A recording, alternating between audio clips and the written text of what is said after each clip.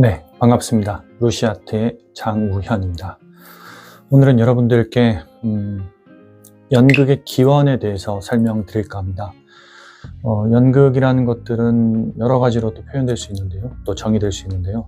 연극이라는 것들이 단순히 하나의 장르, 뮤지컬, 드라마, 영화, 연극 이런 무대의 예술 양식으로서의 장르가 아니라 연기예술 전체를 포함한다는 의미로 사용할 때 연극이란 것이 왜 생겼고 어떤 기능을 하며 왜 지금까지도 계속 사람들이 이 연기예술을 향유하고 또 접하고 다들 또 경험하기를 원하는지를 생각하는 데 있어서 연극의 기원을 확인하는 게 굉장히 중요한 주제라는 생각이 듭니다. 연극은 사실 여러 가지 형태로 역사적으로 봤을 때 발생의 이유와 그 기능들, 목적들이 있었는데요. 단순하게는 놀이의 기능이 있다라고 표현하기도 하죠. 자기를 표현하고 드러내고 역할을 습득하고 이해하는 데 있어서 소꿉놀이를 한다든지 여러 가지 역할극, 상황극 이런 놀이적인 요소들이 있고요.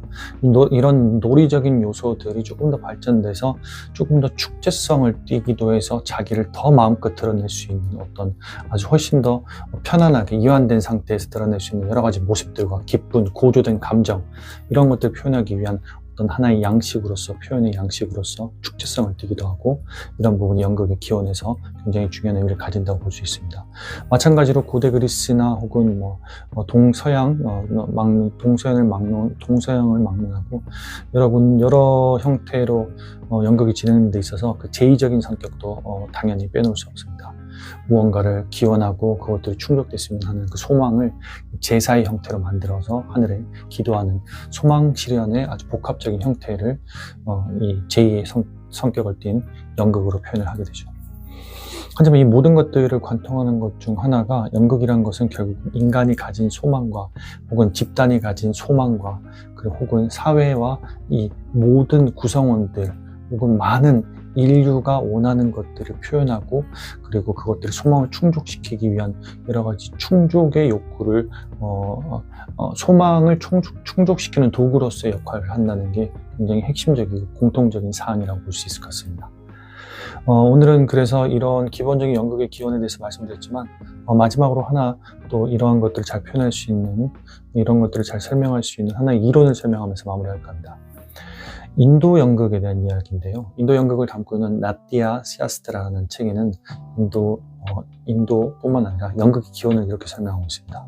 1장과 마지막 장에 이 연극의 기원을 신화 형태로 표현하고 있는데요. 1장에서 이렇게 연극을 설명하고 있습니다. 연극이란 원래 신들을 교육하고 신들이 가장 핵심적인 가치와 원리와 이 세상의 진리를 깨닫고 경험하게 하는 교육 도구로서 신들이 만든 도구가 연극이었죠. 하지만 신들을 사랑한 신들이 아니죠. 인간들을 사랑한 한 신이 인간들에게 연극을 전수해줬고 인간들은 그걸 통해서 아주 많은 것들을 깨닫고 아주 많은 것들을 통해서 영적인 성장을 이룰 수가 있었어요.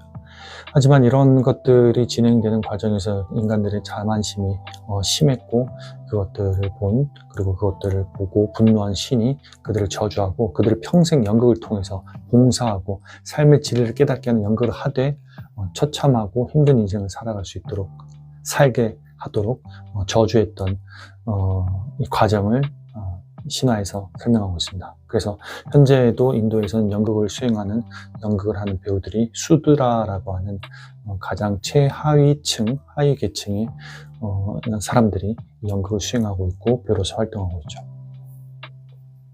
그렇다면 연극의 어떤 발생과 연극의 어떤 역할들에 대해서 잠깐 얘기를 해봤지만 하지만 그러면 이 연극이 담고 있는 내용은 무엇인가가 가장 궁금할 것 같아요.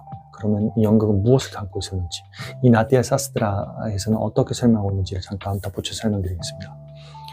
나티아 샤스트라에서는 연극을 이렇게 설명하고 있어요. 연극은 이 세상과 우주의 모든 일들, 핵심적인 일들을 모아서 이것들을 꽉 농축시켜서 즙을 짠 다음에 몇 방울에 떨어지는 즙들을 관객들이 맛보게 하고 이 맛보는 것들을 통해 삶의 진리를 깨닫게 하는 게 연극을 만드는 과정이고 또 연극을 경험하는, 관람하는 관객들이 느끼는 과정이다. 체험하는 과정이라고 설명하고 있습니다. 하지만 이 연극을 통해서 핵심 정수를 짜내는 과정을 설명하는 이론이 라싸 이론인데요. 이때 나오는 즙을 라싸라고 해요. 그래서 이 라싸라는 즙을 맛보면 이것들이 사람들을 모든 것들을 안에 그 감각적인 것들을 훨씬 더 민감하고 예민하고 혹은 영적과 정서적으로 모든 것들이 열리면서 이것들이 삶에서 가장 중요한 것이 무엇인지 깨닫게 되는 게 이런 연극의 과정이라는 거죠. 그러면 이 라싸의 재료는 무엇인가? 감정입니다. 나티아 사스트라에서는 감정을 이 연극의 핵심 정수를 만드는 핵심 원료라고 설명하고 있고요. 결론적으로 이렇게 설명할 수 있을 것 같아요.